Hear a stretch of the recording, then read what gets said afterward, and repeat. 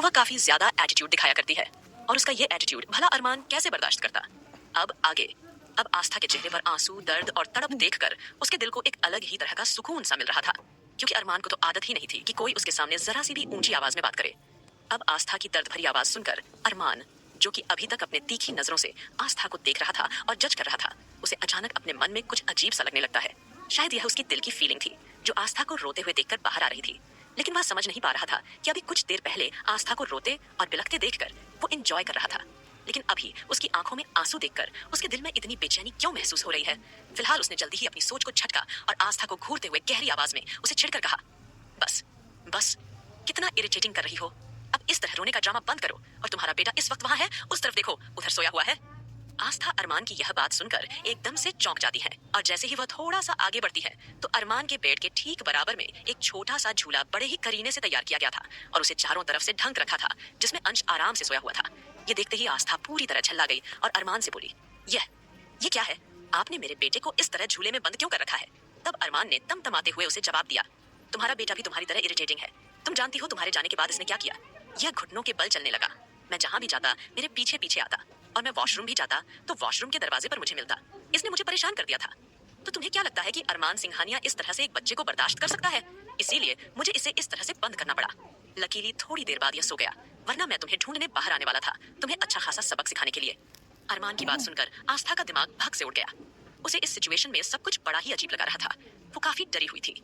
उसने कभी सपने में भी नहीं सोचा था कि अरमान इस तरह से अंश के साथ रिएक्ट करेगा। उसे लगा था कि अरमान अंश के साथ कंफर्टेबली रहेगा और उसका ध्यान रखेगा, क्योंकि पहले भी अरमान ने अंश ध्यान कंफर्टेबली रखा था।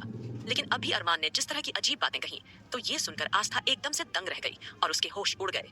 उसे पहले लगा था कि अरमान सिर्फ उसे परेशान करने के लिए ऐसा बोल रहा था, लेकिन अब इस सिचुएशन में आस्था समझ ही नहीं पा रही थी कि वो करे तो करे क्या, कैसे अपने पति की यादों को वापस लाए और उस राजवीर जिंदल को कहां ढूंढे। वो कुछ सोच भी नहीं पा रही थी, न ही समझ पा रही थी। वहीं अंश तो अपने पिता के पास रहकर उनका स्पर्श पाकर सो गया था। आस्था को पता ही नहीं चला। जल्दी से आस्था ने आगे बढ़कर अंश को अपनी गोद में थाम लिया और अरमान को नाराज नजरों से देखते हुए वो तुरंत कमरे से बाहर आ गई। वहीं अरमान आस्था के जाने के बाद अचानक तिरछा सा मुस्कुराया, बेपरवाही से बोलता है, डेविल किंग से पंगा, हाँ हाँ हाँ हाँ। इतना सोचकर वह हंसने लगा था और अचानक ही वह अपने किंग साइज बेड पर गया, ध्रुव की दी हुई गोली खाई और सुकून से सो गया। वहीं दूसरी ओर अगली सुबह से ही सभी कपल्स एक नए मिशन के लिए पूरी तरह से तैयार थे। फिलहाल तो सबसे पहले उन्हें जन्माष्टमी का त्योहार मनाने की तैयारी करनी थी और उसके बाद उन्होंने डिसीजन लिया था कि अब वे अलग अलग ग्रुप में पूरे शहर भर में राजवीर जिंदल को ढूंढने निकलेंगे। इसके लिए उन्होंने अपने सभी आदमियों को भी एक्टिव कर दिया था, जिनमें उन्होंने मारिया और टाइगर को भी शामिल कर लिया था। हालांकि मारिया और टाइगर दोनों ही इस वक्त अपनी पर्सनल प्रॉब्लम से जूझ रहे थे, क्योंकि अरमान ने जब से टाइगर को मारिया से डिवोर्स लेने के लिए बोला है तब से टाइगर के मुंह से एक भी शब्द नहीं निकला था। न तो वह मारिया को कुछ समझा पाया, न ही उसके साथ इस मामले में सही से बात कर पाया था। भले ही वह मारिया के साथ रहता था, उससे बेहद प्यार करता था, लेकिन अभी तक वह मारिया से अपनी फीलिंग्स सही से एक्सप्रेस नहीं कर पाया था। वहीं दूसरी ओर आस्था को अब पता चल चुका था कि टाइगर और मारिया के रिश्ते के लिए अरमान ने क्या डिसीजन लिया है, तो उसने भी मन ही मन ठान लिया था कि वह कुछ न कुछ ऐसा करेगी जिससे अरमान सिंघानिया को इस बात का एहसास हो कि वह किसी शादीशुदा जोड़े को अलग नहीं कर सकते, खासकर तब जब उनका बच्चा इस दुनिया में आने वाला हो। फिलहाल आज आस्था ने मन बना लिया था कि उसे किस तरह से मिस्टर सिंघानिया को काबू में करना है। वहीं दूसरी ओर रौनक मुंह फुलाकर बैठी हुई थी। आहान उसके करीब बैठा उसे समझाने की कोशिश कर रहा था कि उसे इस सिचुएशन में उसका साथ देना चाहिए। उन दोनों की तू तू मैं की आवाज धीरे धीरे सिंघानिया मेंशन में गूंजने लगती है, क्योंकि रौनक और आहान बिल्कुल बच्चों की तरह लड़ाई करते थे। उन्हें इस बात का एहसास ही नहीं रहता था कि आसपास कोई उन्हें देख रहा है या नहीं। लेकिन ठीक उसी वक्त अरमान का भी अब नीचे आने का समय हो गया था और बाकी सभी कपल्स ऑलरेडी नीचे आ चुके थे। केवल ऊपर फ्लोर से रौनक और आहान की लड़ाई की आवाज जोरों से गूंज रही थी। ये शोर सुनकर दादाजी थोड़ा हैरान और परेशान हो गए और वो चिंतित होकर बोले, अब इस नालायक ने रौनक बिटिया को क्या कर दिया जो रौनक बिटिया को इतना गुस्सा आ रहा है? जरूर इसी नालायक कुछ न कुछ कांड किया होगा। ध्रुव आंखें दादाजी की बात सुनते ही हैरानी से फैल गई और अगले ही पल वो उनकी बात काटते हुए बोला, पता नहीं दादाजी, आप हमेशा लड़कियों का साइड ही क्यों लेते हैं? आहान का साइड क्यों नहीं लेते? जब देखो हमें ही डांटते रहते हैं, कभी अपनी बहुओं को तो कुछ कहते नहीं। वंशिका का चेहरा ध्रुव की बात सुनकर तमतमा गया। वो तुरंत चिढ़ते हुए बोलती है, वाह क्या बात है दादाजी, आप यहाँ आहान को डांट रहे हैं और ध्रुव को बुरा लग रहा है। फिर वो ध्रुव को एकदम से देखकर आईब्रो मटकाते हुए पूछती हैं, और तुम्हें आहान के लिए इतना बुरा क्यों लग रहा है? वंशिका की आवाज और अंदाज देखकर ध्रुव जल्दी से बात बदलते हुए एकदम से बोला, अरे नहीं, मैं तो बस ऐसे ही कैजुअल बातें कर रहा हूँ। जब देखो दादाजी या डैडी सिर्फ और सिर्फ तुम लोगों का ही साइड लेते रहते हैं, लेकिन हम लड़कों का क्या? जब देखो वो आकाश भैया, सुमित भैया या फिर मुझे या आहान को डांटते रहते हैं। अब तुम ही जरा सोचो, इस वक्त झगड़ा आहान रौनक दोनों का हो रहा है, जबकि रौनक भी बराबरी कर रही है आहान से। लेकिन दादाजी को सिर्फ आहान की ही आवाज सुनाई दे रही है और वे उसी को भला बुरा कह रहे हैं। वंशिका ध्रुव की ये बात सुनते हल्का मुस्कुरा देती है। उसने चुपके से तुरंत ही रश्मि और राधिका की ओर देखकर कुछ इशारा किया और दोनों ही अब जाकर वहां खड़ी हो गईं। वही वंशिका ने ध्रुव को देखकर खफा होने का नाटक किया और भोली सी शक्ल बनाकर बोली, ध्रुव, आखिर आप कहना क्या चाहते हो? दादाजी पक्षपात करते हैं? यही तुम्हारी सोच है। दादाजी के पास खुद की अक्ल है। वे जो सही है उसे सही बोलते हैं और जो गलत है उसे गलत बोलते हैं। तुम इस तरह से आहान को कैसे डिफेंड कर सकते हो? और तुम दादाजी पर पक्षपात का इल्जाम कैसे लगा सकते हो? हाँ, दादाजी वंशिका की सारी बातें सुन चुके थे। वे अब गुस्से से ध्रुव को घूरने लगे। वहीं वंशिका मन ही मन खुश हो रही थी क्योंकि सुबह सुबह दादाजी से ध्रुव को डांट पड़वाने का उसका प्लान पूरा होता नजर आ रहा था। तभी ठीक उसी वक्त दादाजी ध्रुव के सामने आए, जोर से उसके कान खींचते हुए बोले, अच्छा बदमाश, तुझे लगता है मैं पक्षपात करता हूँ तुझमें और बहू में? हाँ, और तू ये बता, तू वंशिका बिटिया को अपने साथ घुमाने के लिए आखिरी बार कब लेकर गया था? हाँ, जवाब दे। ध्रुव दादाजी की बात सुनते ही जल्दी से अपने बाल सहलाते हुए बोलता, आह दादाजी, आप जानते ही है ना कि माहौल कैसा चल रहा है। ऐसे में मैं वंशिका को बाहर कैसे लेकर जा सकता हूँ? तब दादाजी और जोर से उसका कान मरोड़ते हुए कहते हैं, अच्छा, जब देखो तू अकेला ही निकल जाता है। कभी सोचा है कि बच्ची घर पर अकेली बोर हो जाती होगी कि चलो इसे भी कहीं घुमा फिरा लाऊं? हाँ, तुझे तो हर वक्त सिर्फ और सिर्फ अपना काम दिखाई देता है, बच्ची की बोरियत दिखाई नहीं देती। दादाजी ने इस बार मौका मिलते ही ध्रुव पर पूरी भड़ास निकाल दी थी। ध्रुव अब तंग आकर सोचने लगा, झगड़ा तो रौनक और आहान का हो रहा था, बीच में मैं कहां से फंस गया? उसने तिरछी नजरों से वंशिका को नाराजगी से देखा। वहीं वंशिका मासूमियत से पलकें झपकाते हुए ध्रुव को देखकर उदास मन से बोली, देखा दादाजी, इन्हें अभी यही लग रहा है कि मैं ही आपको इन्हें डांटने के लिए कहती हूँ। देखो ये मुझे किस तरह से घूर रहे हैं, अब तो ये पक्का मुझ पर चिल्लाएंगे। दादाजी वंशिका की बात सुनकर अगले ही पल जोश में आ गए।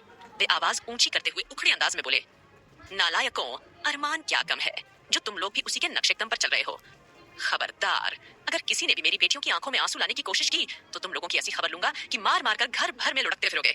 इतना कहते हुए दादाजी की नजर सुमित पर पड़ी। वे उसे घूरते हुए बोले, और ये देखो, सांड का सांड हो गया है, इतना बड़ा हो गया है, लेकिन इसे आज तक अपनी बीवी को खुश करना नहीं आता। कभी देखा है तुमने अपनी बीवी के लिए कुछ लाते हुए? जब देखो खाली हाथ मेंशन में चला आता है। कभी तो अपनी बीवी के लिए कोई गिफ्ट ले आया कर। नालायक, कम से कम त्योहार पर तो इन बच्चियों के लिए कुछ ले आया करो। शुक्र मनाओ कि ये बच्ची तुम जैसे घोड़े के साथ रह रही है। अब जैसे ही दादाजी ने सीधे सीधे नानी माँ की लैंग्वेज का इस्तेमाल कर दिया तो सब लोग उन्हें आश्चर्य से देखने लगे। वहीं नानी माँ, जो अब तक चुप थीं, दादाजी की बात सुनकर जोरों से हंसने लगीं। अब दादाजी, जो पूरी शिद्दत से सुमित, ध्रुव और आकाश को फटकार रहे थे, फिर उन्होंने आसपास का माहौल देखा तो उन्हें रियलाइज हुआ कि अभी अभी वो कुछ ज्यादा ही ओवर रिएक्ट कर रहे थे। फिलहाल आस्था मुस्कुराते हुए दादाजी का साथ देते हुए बोली, दादाजी जो कह रहे हैं बिल्कुल ठीक कह रहे हैं। सुमित भैया, ध्रुव भैया और आकाश भैया, आपको कम से कम राधिका दीदी, रश्मि दीदी और वंशिका दीदी का साथ देना चाहिए। आप लोग भी जब देखो अरमान जी की तरह मुंह फुलाए घूमते रहते हैं। कितने दिन हो गए। वैसे भी मुझे ये बिल्कुल भी पसंद नहीं है कि अपने ही घर में इतनी अनबन रहे। आस्था की बात से सहमत होकर सभी घर वाले मुस्कुरा दिए, लेकिन राधिका सुमित से थोड़ी खींची खींची सी नजर आ रही थी, जिसे आस्था ने साफ साफ नोटिस कर लिया था। मगर फिलहाल सबके सामने उसने कुछ नहीं पूछा, क्योंकि अगर वह राधिका से उसकी परेशानी की वजह पूछ लेती तो वह सबके सामने थोड़ी अनकंफर्टेबल हो जाती, और आस्था नहीं चाहती थी कि राधिका किसी भी तरह से अनकंफर्टेबल फील करे। रश्मि हल्का सा मुस्कुराई और दादाजी के पास आकर बोली, दादाजी, हमें इस घर में कोई परेशानी नहीं है। हमें तो आप लोगों ने सहारा दिया है, एक परिवार दिया है, इज्जत दी है, इससे ज्यादा हमें और कुछ नहीं चाहिए। यह कहने के बाद रश्मि तुरंत ही दादाजी के गले लग गई और उसकी आंखें भर आई। वहीं आकाश रश्मि की बातें सुनते ही पूरी तरह से ठिठक गया। उसका दिमाग एकदम से खाली हो गया था और वो हैरान होकर सोचने लगा, मैंने तो रश्मि से कोई ऐसी वैसी बात भी नहीं की, तो फिर उसकी आंखों में आंसू क्यों हैं? ये सोचते हुए वह एकदम से उलझन में पड़ गया। लेकिन तभी आहान और रौनक की जोरदार आवाजें पूरे मेंशन में गूंजने लगीं, जिसे सुनकर सब लोग थोड़ा ठिठक कर परेशान हो गए, क्योंकि एक तो अरमान के आने का समय हो गया था और अगर अरमान ने आहान और रौनक की लड़ाई सुन ली तो लेने के देने पड़ जाएंगे। अब सब कपल फटाफट आहान के कमरे की ओर जाने लगे, लेकिन जैसे ही वे कमरे में पहुंचे तो वहां का नजारा देखकर सबकी आंखें फटी की फटी रह गईं, क्योंकि कमरे में आहान ने रौनक के बाल पकड़ रखे थे और रौनक ने आहान के बाल खींच रखे थे। दोनों ही किसी एक बात को लेकर जबरदस्त आर्गुमेंट कर रहे थे। आगे क्या होगा इस कहानी में जानने के लिए सुनते रहिए ऑब्सेस्ड बिलियनेयर हबी, सिर्फ पॉकेट एफएम पर।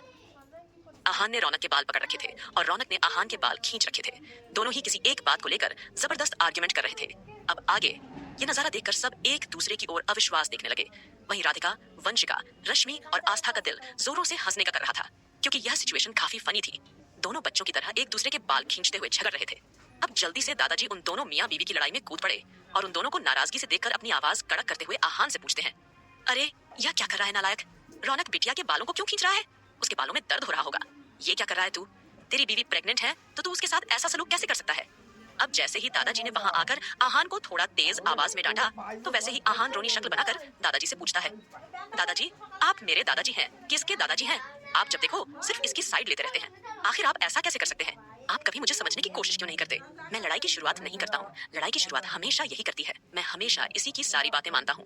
इतना ही नहीं, रात रात भर बैठकर इसके पैर तक दबाता हूँ, उसके सर में तेल लगाता हूँ, पैरों की मसाज करता हूँ। लेकिन यह है कि मेरी एक बात नहीं मान सकती। यह ऐसा कैसे कर सकती है?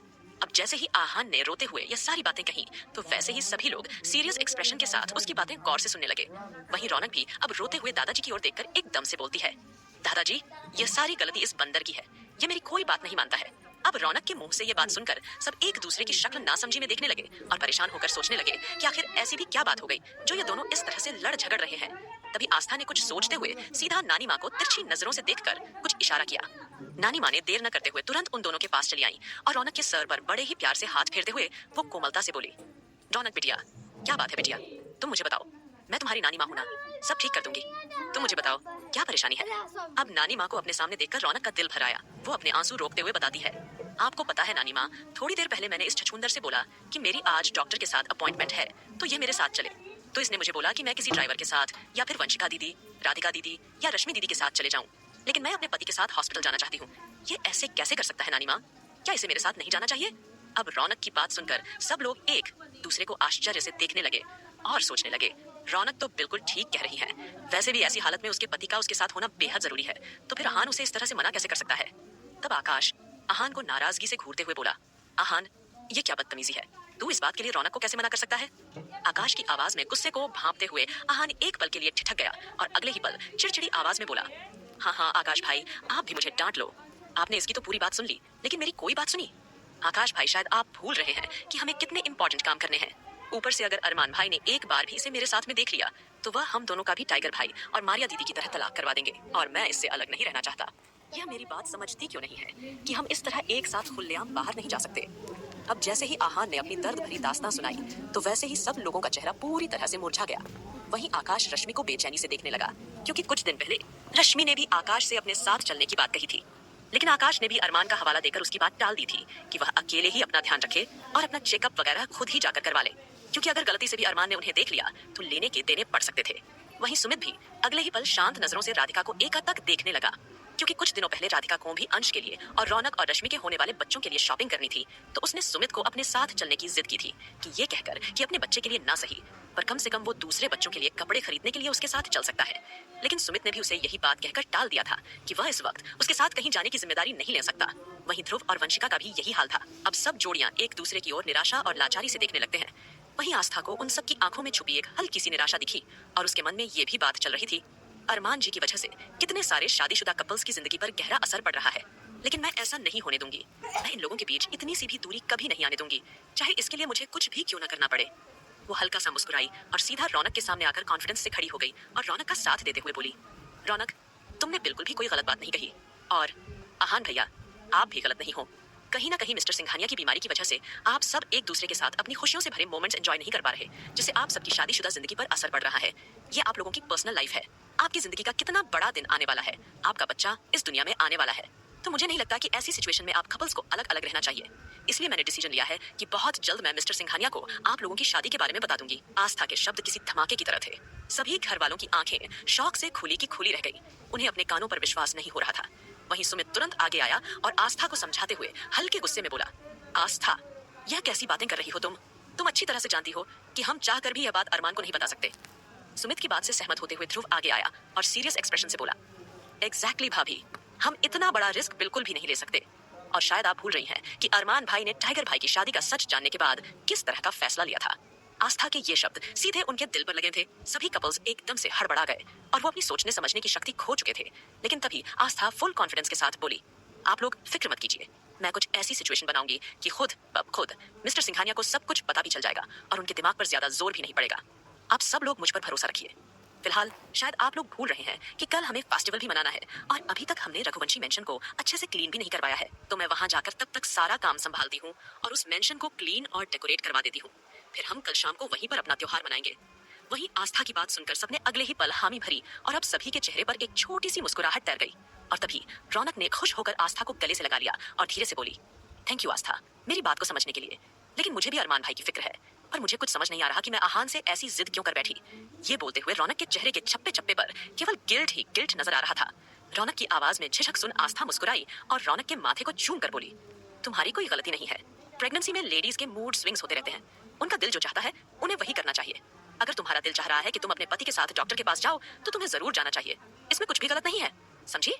इतना कहकर आस्था ने जल्दी ही अपनी भाषा में रौनक का गिल्ट कम कर दिया। वही रौनक आस्था की बात सुनकर सिर्फ मुस्कुरा देती है, मानो जैसे उसके दिल में सुकून सा खुल गया हो। फिलहाल आकाश बोला, मुझे लगता है कि हम सबको यहाँ से चलना चाहिए। अरमान किसी भी वक्त नीचे आ सकता है, इसलिए सब फटाफट नीचे चलो। आकाश की बात में हामी भरते हुए सब एक एक करके नीचे जाने लगे। आखिर में आहान ने रौनक को गले से लगाकर कहा, सॉरी जान, मैंने तुम्हारे बाल जोर से खींच दिए। अगर तुम चाहो तो एक बार और मेरे बाल खींच सकती हो, और मैं वादा करता हूँ कि मैं शाम को तुम्हारे बालों में अच्छे से तेल मसाज कर दूंगा और तुम्हारे बाल फिर से मजबूत बनाऊंगा। वही आहान की बात सुनकर अगले ही पल रौनक मुस्कुरा उठी। उसे समझ नहीं आ रहा था कि इस सिचुएशन पर रोए या हंसे। उसके पास कहने के कोई शब्द नहीं थे। फिर अचानक आहान ने कुछ सोचते हुए आईब्रो चढ़ाई और एकदम से चिल्लाया, मुझे चैंप के लिए बहुत अच्छी स्पोर्ट्स बाइक खरीदनी है, मैं फटाफट ले आता हूँ। यह सुनते ही रौनक की आंखें गहरी सोच में डूब गई। उसने सोचा, आहान अंश को कितना प्यार करता है। वह उसे रेसर बनाना चाहता है, बॉक्सर बनाना चाहता है, चैंपियन बनाना चाहता है। अगर उसे लड़की हुई तो क्या आहान उसकी बेटी से भी उतना प्यार ही करेगा जितना वो अंश से करता है? यह सोचकर रौनक के मन में एक अनजाना सा डर बैठ गया और उसका दिल अनजाने में धड़क उठा। उसने अपने पेट पर हाथ रखकर धीरे से सहलाया। रौनक आमतौर पर ढीले ढाले कपड़े पहनती थी, जिससे उसका पेट दिखाई नहीं देता था। अरमान तक को पता नहीं था कि रौनक प्रेग्नेंट है, क्योंकि उसने कभी किसी लड़की को इतनी बारीकी से नोटिस नहीं किया, सिवाय आस्था के। वहीं सब लोग फिर से नीचे जाकर अपना नाश्ता करने डाइनिंग टेबल बैठे। वही आस्था कुछ गहरी सोच में खोई हुई थी। तभी अचानक आस्था ने देखा कि वसुंधरा अभिमान जी को घूर रही है और अंश अभिमान जी की गोद में था। यह देखकर आस्था कंफ्यूजन में पड़ गई, क्योंकि जब से वह इंडिया वापस आई थी उसका पूरा ध्यान अरमान की सेहत पर था। बाकी लोगों को उसने इतनी अहमियत नहीं दी, लेकिन अब वसुंधरा को देखकर उसके दिमाग में एक खुराफाती आइडिया आया। उसकी आंखें गोल गोल घूमने लगीं और उसने नानी माँ के कान में कुछ कहा। आस्था अच्छी तरह जानती थी कि नानी माँ वसुंधरा से ही उसके मन मुताबिक काम करवा सकती हैं। थोड़ी देर बाद जल्द ही वीर और वसुंधरा नानी माँ के सामने अदब से खड़े हो गए और नानी माँ ने दोनों को ऊपर से नीचे तक तंज भरी नजरों से देखा और फिर उन्हें तीखी आवाज में बोली, जैसा कि आप दोनों को पता है, कल शाम हम जन्माष्टमी का त्योहार रघुवंशी मेंशन में ही मनाएंगे। आप लोग एक काम करो, 2 नौकरों को लेकर जाओ और वहाँ मेंशन की सफाई करो। नानी का आदेश सुनते ही वसुंधरा और वीर एक दूसरे की तरफ मुंह बनाते हुए आश्चर्य से देख रहे थे। वीर अपनी माँ की ओर देखकर धीरे से फुसफुसाया, सचमुच मोम, अगर मुझे सिंघानिया मेंशन या अंपायर का लालच नहीं होता तो मैं सबसे पहले इस बुढ़िया को मारकर गार्डन के किसी कोने में दफना देता। ये बोलते हुए वीर की आंखें गुस्से से सुलग गई। नानी माँ ने चश्मा ऊपर नीचे करते हुए अपनी आंखें मटकाई और उनसे पूछा, यह आपस में क्या खुसुर फुसुर कर रहे हो तुम दोनों? क्या तुम्हें सुनाई नहीं दिया मैंने क्या कहा? जल्दी जाओ और रघुवंशी मेंशन की सफाई करवाओ और अच्छी तरह सारा काम करो। वैसे भी वसुंधरा, तुम कभी घरेलू औरत नहीं रही, तुम्हें पता भी नहीं होगा कि सजावट कैसे करनी है। एक काम करो, इंटरनेट पर देखकर सीख लो, क्योंकि हमारे पास इतना टाइम नहीं कि हम तुम्हें सब कुछ समझाएं। चलो अब फटाफट रघुवंशी मेंशन जाओ। यह कहकर नानी माँ ने वीर और वसुंधरा को तंज कसते हुए वहां से भेज दिया। इधर आस्था, जो यह सारी बातें सुन रही थी, उसे मन ही मन हंसी आ रही थी, क्योंकि पहले वसुंधरा को हर तरह की चीजें आसानी से मिल जाती थीं, उसकी हर ख्वाहिश पूरी की जाती थी। मगर जब से अरमान ने उसे बर्बाद किया है, तब से वसुंधरा और वीर की जिंदगी पूरी तरह से बदल चुकी थी। लेकिन अब वसुंधरा की ये हालात देखकर कहीं ना कहीं आस्था के बेचैन दिल को बहुत सुकून मिल रहा था। दोस्तों, आप लोगों के लिए गुड न्यूज